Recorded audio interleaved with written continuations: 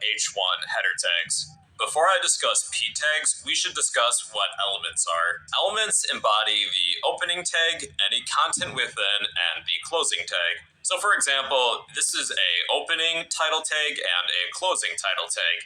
And all of these together, including any content within, is known as the title element. So that's the difference between tags and elements. Tags make up a portion of elements. And with that out of the way, we can move on to paragraph elements. Paragraph elements are made up of p tags. We need an opening p tag and a closing p tag. And we can type some text within these paragraph tags. This is some sample text. Browsers automatically add a blank line before and after any paragraph elements. Also, if you need some longer sample text, there is a shortcut. Type lorem, then tab, and that will create some sample text for you. And let's create another paragraph element. So we need an opening p tag and a closing p tag. I would like some more sample text. I will type lorem, then tab. And we now have two paragraph elements. If you need a paragraph of information to display with blank lines before and after, you can always surround some text within a pair of p tags. Now there's also a BR element, and these do not need closing tags. It's only an opening tag. Wherever you would like to add a line break, just add a BR element. So let's say I would like to space out these header tags. Well, I can add a line break between each of these.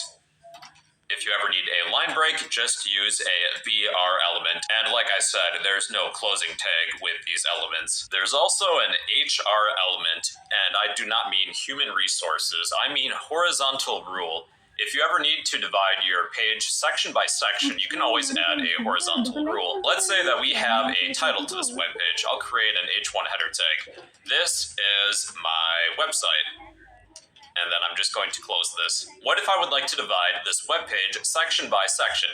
I can always add a horizontal rule by using an HR element. And there is no closing tag with this element. You just type HR with an angle brackets.